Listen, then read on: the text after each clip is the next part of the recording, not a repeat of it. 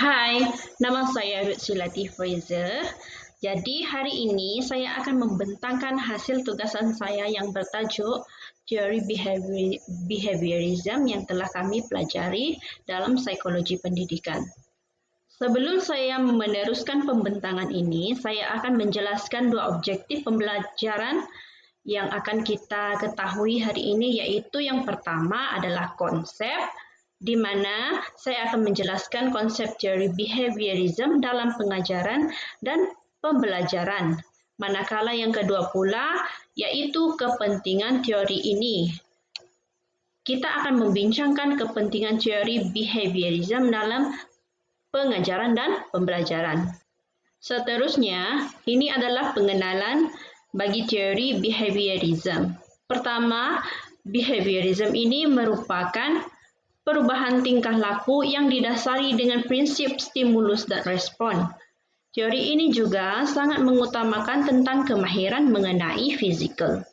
Seseorang juga akan dianggap telah belajar sesuatu jika mereka dapat menunjukkan perubahan pada tingkah laku. Seterusnya, ini adalah konsep untuk teori ini. Pertama, pembelajaran berlaku apabila tindakan secara berulang-ulang sehingga ia menjadi satu kebiasaan. Tingkah laku seseorang juga boleh dipengaruhi dan boleh juga disebabkan oleh persekitaran. Teori ini juga tidak melibatkan sesuatu yang berlaku dari kesadaran dalam seseorang, yaitu proses mental. Ia juga berdasarkan pemerhatian yang dilakukan secara objektif ke atas pembelajaran pada manusia dan juga haiwan. Di sini pula beberapa tokoh-tokoh psikologi yang terkenal di mana ianya terbahagi kepada dua kategori. Pertama ialah pelaziman klasik yang diperkenalkan oleh Ivan Petrovich Pavlov bermula dari tahun 1849 hingga tahun 1936.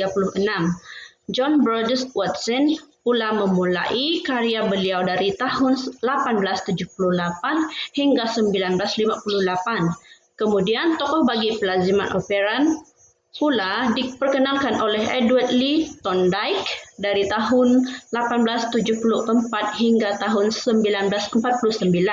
Kemudian diteruskan pula oleh Bruce Frederick Skinner dari tahun 1904 hingga tahun 1990.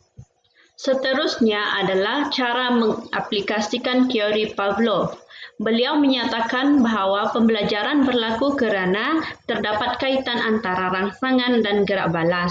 Sebagai contoh, seorang guru mata pelajaran geografi sedang mengajar dalam sesebuah kelas. Terdapat ramai pelajar yang kurang menumpukan perhatian ketika beliau sedang mengajar.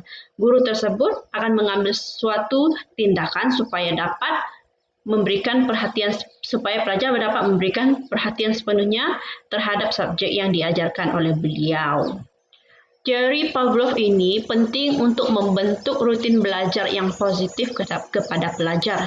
Dengan menyediakan suasana yang selesa atau rangsangan positif seperti pujian ketika belajar, pelajar akan kaitkan pengalaman belajar dengan perasaan yang menyenangkan. Dengan itu mereka akan belajar secara konsisten.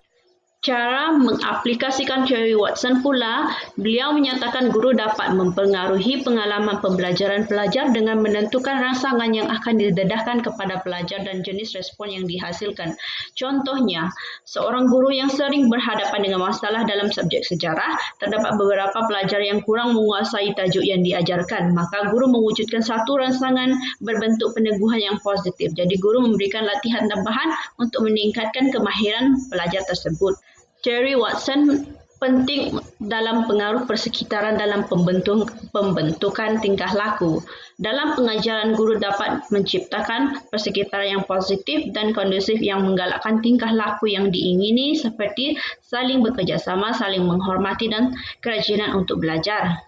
Thorndike pula menyediakan hukum persediaan. Beliau menyatakan bahawa pemberian ganjaran yang sesuai mengikut kehendak pelajar akan mengukuhkan lagi hubungan di antara gerak balas dan menurut Thorndike pula, pelajar perlu melakukan percubaan dan kesilapan ataupun trial and error untuk memperbaiki usaha. Pelajar dapat mencuba dan gagal lalu memperbaiki diri untuk membina pemahaman melalui pengalaman.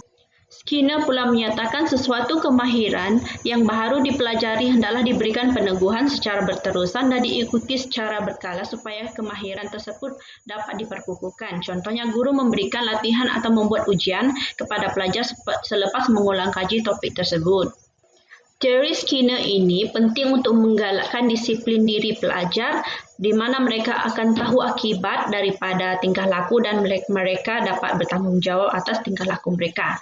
Okey, kesimpulan bagi teori behaviorism ini, yang pertama, kita tidak dapat melihat pemikiran namun dapat membuat pemerhatian terhadap tingkah laku manusia, dan juga melalui tingkah laku kita dapat membuat kesimpulan mengenai apa yang sedang dipikirkan oleh manusia.